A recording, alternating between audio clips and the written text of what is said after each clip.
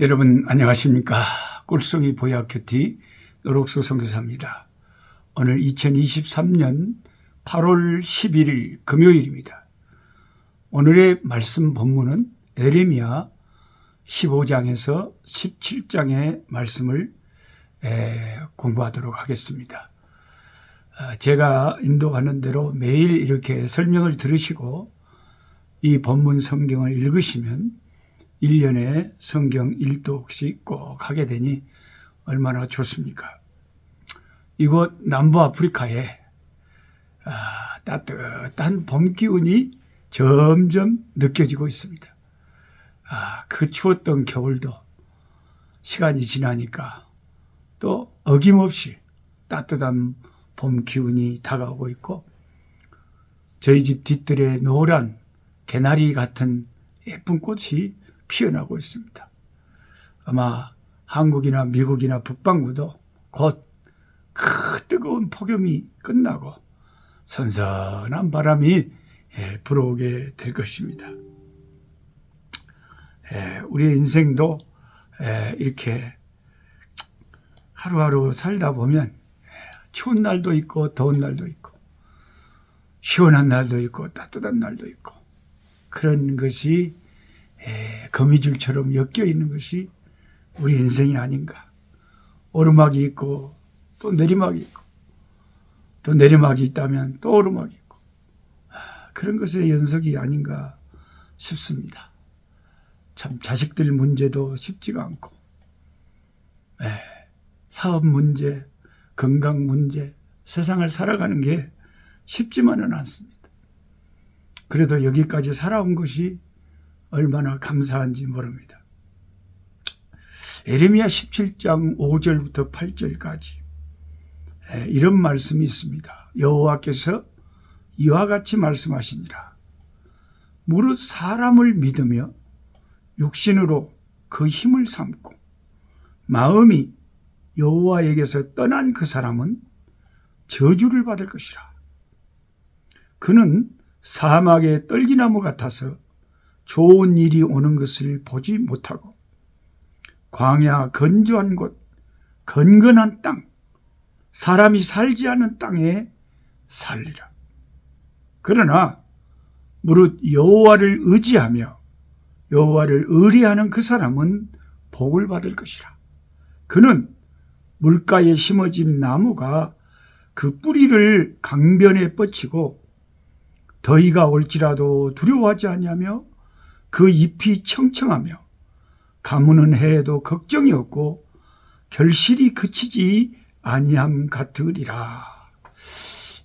그 시편 1편의 말씀과 이 에레미야 선지자의 이 말씀이 어쩌면 이렇게 똑같습니까? 그러니까 성경은 다 이렇게 일맥상통하고 성경의 저자이신 성령께서 다 똑같이 만드신 말씀이다 하는 것을 우리가 성경을 읽으면 읽을수록 깨달을 수가 있습니다. 사막에 떨기나무가 있어요. 근데 이 떨기나무는 잎이 없어요. 가시나무, 가지하고 가시만 있어요. 근데 그것은 이제 물이 없고 뜨거운 태양이 내리쬐는 곳에 있기 때문에 이 아프리카는 가시나무가 많습니다. 근데 이제 그 나무가 있기는 있는데 별로 우리가 사는데 쓸모가 없어요. 뭐 그늘을 줍니까? 걔가 무슨 가구를 만들 수가 있습니까? 시냇가에 심겨진 나무는 물을 많이 흡수하기 때문에 잎이 청청하고 많은 열매를 맺을 수가 있습니다. 그 나무는 사람들에게 많은 유익을 가져다 주죠. 그늘도 주고 열매도 줍니다.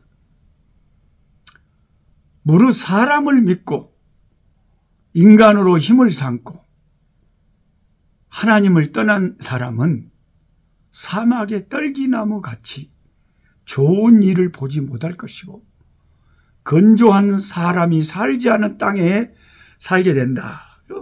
막막한 광야에 사는 것이 참 얼마나 그 인생이 힘들겠어요. 하나님을 의지하는 사람은 물가에 심겨진 나무처럼 복이 있을 것이다. 물질을 의지하는 자는 물질이 없어질 때 당황하겠죠. 사람을 의지하는 자는 사람이 상처를 줄 때 참 앞이 캄캄하겠죠. 우상을 의지하는 자는 그 우상이 자기가 원하는 것을 해줄 수 없다는 것을 알았을 때 고통을 당합니다. 그러나 하나님을 의지하는 자는 항상 변함없이 평안을 얻고 희망 가운데, 소망 가운데 살 수가 있습니다. 그것은 물질과 인간들은 가변적이고 변하고 계속 체인지가 되지만 하나님은 변치 않은 분이다. 사람은 지혜와 사랑과 능력이 한계가 있잖아요. 하나님은 무한하시고 사람은 바로 앞에 있는 가까이 있는 사람의 그 마음속을 어떨 때는 제대로 파악을 못할 때가 있어요. 10길 물속은 알아도 한 길 사람 속을 모르는. 그래서 사람은 다른 사람의 마음을 잘 모르기 때문에 제대로 도와줄 수가 없죠. 그래서 우리가 물질을 목적 삼지 말고 사람을 믿지 말고 하나님과 하나님의 말씀만을 믿고 사는 것이 참 올바른 신앙생활이다 하는 것입니다. 이 에레미야 17장 9절에 그 유명한 말씀이 있죠. 에레미야 17장 9절은 어지간한 교인들은 다 암송하고 있는 말씀입니다. 에레미야 17장 9절 만물보다 거짓되고 심히 부패한 것은 뭐라고요? 마음이라. 인간의 마음이 이 우주 속에서 제일로 썩은 것이 사람의 마음이라. 누가 능히 이를 알까? 이걸 누가 이걸 파악을 하고 있습니다. 믿는 사람들은 알기는 아는데 얼마나 실감하고 있느냐? 여러분이 얼마나 이 문제를 실감하고 살아가고 있느냐? 이게 중요해요. 만물보다 거짓되고 심히 부패한 것은 인간의 마음이라고요. 저와 여러분들의 마음이라고. 마음은 사람의 의지의 자소입니다. 의지. 그 마음 먹기에 따라서 이제 행동을 하잖아요. 그러니까 의지가 있는 것이죠. 그 마음이 우리의 생각을 지배하고 행동을 지배하게 되는 거죠. 사람의 마음은 그 어떤 것보다 더럽대요. 그리고 그것을 주님이 오셔서 새 육신, 부활의 몸을 입혀주기 전까지는 이 타락한 마음을 우리가 정결케 할 방법이 없는 거예요. 예수님께서 마가복음 7장 21절에서 뭐라고 하셨냐면 사람의 마음 속에서 나오는 것은 뭐냐? 악한 생각. 그 악한 생각들을 구체적으로 말하자면 음란이 자꾸 마음에서 생각이 나. 그다음 도둑질. 여기 아프리카 교인들은요, 남의 물건을 도둑질해도 별로 양심에 가책이 없어요. 목사님들도 도둑질을 해요. 우리 집에 많은 목사님들이 늘 참 돈이 필요하다고, 용돈이 궁하다고 와서 일해주고 참 내가 도와주고 그러는데 뭘 많이 돌아가 버려요. 이게 얼마나 기가 막힙니까? 살인, 사람을 죽이는 거, 이게 우리 마음에 죽여버려요. 이런 게 쉽게 마음에 떠요. 간음, 탐욕, 욕심이 이제 막 계속 마음에 일어나. 악독, 속임, 음탕, 질투, 비방. 그 이상한 게 우리 인간들은 남을 뭔가 비판하고 비방하고 막 흠집을 잡아서 막 그것을 막 까발릴 때 그게 재밌잖아요. 그런 이야기 하면 시간 가는 줄 모르고. 그게 이제 우리가 비방과 교만함과 우매, 어리석, 이 모든 악한 것이 다 속에서 나와서 사람을 더럽게 하느니라. 이렇게 예수님 말씀하셨어요. 바울은 이것을 육체의 소욕이다. 육체의 소욕.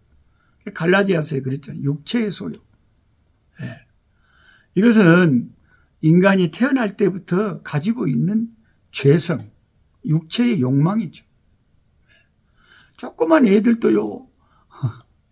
우리 엄니가 나한테 옛날에 그런 말씀하셨어요. 녹수야, 네가 쬐깐 애기 때 젖달라고 막 울어서 이제 엄니가 바빠고 얼른 못 줬고 좀 늦게 주머니 아주 요 쬐까는 것이 엄니한테 하풀이를 해야 막 젖을 뒤뜯고 막 엄마를 때린 다음에 젖을 묵어야 아주 웃겨 울더라. 그 쬐깐한 핏덩이 젖먹이도 타락되어 있다. 인간이란 것은. 타락되어 있다. 갈라디아서 5장 19절에 육체의 일은 현저하니 이 육체의 일을 사도 바울도 말하기를 음행과 더러운 것과 호색과 우상 숭배와 주술과 원수 맺는 것과 분쟁과 시기와 분냉과 당짓는 것과 분열과 이단과 투기와 술 취함과 방탕함과 또 그와 같은 것들이라. 전에 너희에게 경계한 것 같이 경계하노니 이런 일을 하는 자들은 하나님의 나라를 유업으로 받지 못할 것이다. 이런 일을 한다 이 말은 이런 일을 계속한다는 의미가 있어. 그런 일을 계속하는 자들은 그것을 돌이킬 줄 모르고 회개할 줄 모르는 자들은 멸망의 자식들이다 이거죠. 그래서 갈라디아 5장 17절에 육체 소욕은 성령을 거슬려 버리고 성령은 육체의 소욕을 거스른다. 이 둘이 서로 싸워서 그 반대편이 원하는 것을 하지 못하게 한다. 그런 거죠. 잠언 4장 23절에는 모든 지킬 만한 것 중에 뭘 지키라고 했을까요? 그렇죠. 네 마음을 지켜라. 마음을 지켜라. 생명의 근원이 예선합니다. 이 생각에 따라서 죽고 사는 문제가 발생할 수 있다. 생각을 잘못해놓으면 사람이 자살도 해버리고 우울증에 빠져버리고 아주 이상한 짓을 해버리죠. 그러니까 마음을 지키지 못해가지고 파멸에 이르는 경우가 많은 거죠. 이 육체의 소욕을 제어하기 위해서는 성령의 소욕을 따라야 된다. 갈라디아 5장 16절에 내가 이르노니 너희는 성령을 따라 행하라. 그리하면 육체의 욕심을 이루지 아니하리라. 오늘은 에레미야 선지자가 에레미야 17장에 하신 그 유명한 말씀. 만물보다 부패한 것은 인간의 마음이다. 저와 여러분 외회가 없어요. 목사님은 안 그럴 거 아닙니까? 목사님이든 선교사님이든 뭐 장로님이든 권사님이든 타락한 육체를 가진 인간들은 다 별 수 없는 인간. 별 수 없는. 다 똑같아요. 그래서 우리가 이 마음을 잘 다스리고 지키는 게 중요하다. 모든 것이 죽고 사는 문제가 여기 달려있다. 그래서 어떤 사람들은 마음에 아예 패배자의 의식을 가지고 사는 사람, 아이고 꼴랑 내 복에 뭐 좋은 일이 생기려고, 아이고 내가 맨날 그렇지 뭐, 이렇게 자기 인생을 아예 단정을 지어버리고 포기를 해버리고 그런 사람이 있어요. 그러지 마세요. 그러지 마세요. 여러분 마음이라도 말이라도 정말 우리 친구 김문호 목사님 말씀처럼 꿈이라도 빵실하게, 생각이라도 위대하게. 아니 뭐 사람이 마음을 이왕이면은 좀 긍정적이고 믿음적으로 적극적으로 그렇게 생각을 해야지. 아이고 내 꼴에 엄마, 그런 게 절대 겸손이 아니에요. 겸손은 그거하고 차원이 다른 거예요. 그래서 겸손하려다가 믿음을 저버리지 말고 꼭 믿음의 생각을 하세요. 아니야, 나도 희망이 있어. 나 때문에 희망이 있는 게 아니야. 나를 위해서 죽으신 그분 때문에 희망이 있는 거지. 주님이 도와주시면 할 수 있어. 할 수 있거든요. 무슨 말이요. 주님이 도와주시면 모든 걸 할 수 있다니까. 이렇게 여러분 자꾸 생각을, 마음을 그렇게 잡수시라. 근데 생각이 이게 마음이 썩어 있고 죽어 있고 패배되어 있는 사람들은 특히 그런 사람 가까이 하면 피곤해요. 피곤하고 짜증나고 그냥 모든 일을 과장되게 그냥 막 다 죽어가는 소리만 맨날 하니까 듣기도 싫고 있기도 같이 있기도 피곤하고 아주 짜증스러워집니다. 그런데 죽음이 다가온다 할지라도 하늘이 무너진다 할지라도 다 솟아날 구멍이 있다고 생각하고 죽으면 죽으리라 하고 그렇게 담대하게 나아가는 그런 생각과 그런 말과 그런 태도와 그런 믿음을 가진 사람을 우리가 가까이 할 때 서로가 위로가 되고 힘이 되고 그런 거지. 안 그래요? 어둠은 더 어둠을 어둡게 캄캄하게 만들어버리고 조그만 빛이라도 서로 촛불들이 같이 하면 더 밝아지고. 네. 여러분이 오늘도 생각을 밝은 빛의 생각, 낮에 속한 생각을 하시기 바랍니다. 하나님 아버지, 오늘 또 에레미야 선지자의 말씀을 봅니다. 가장 우주 속에서 세상 속에서 부패하고 타락한 것이 인간의 마음이라고. 우리 마음에서 온갖 타락과 더러운 것이 아버지 나옵니다. 불쌍히 여겨주시고 우리의 마음속에 선한 것으로 채워주옵소서. 예수님의 이름으로 기도하옵나이다. 아멘. 약한 자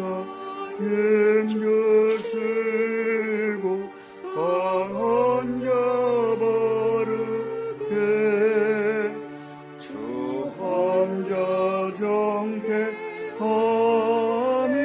주님의 뜻이라. 해 아래 압박 있는 곳 주 거기 계셔서 그 팔로 막아 주시오.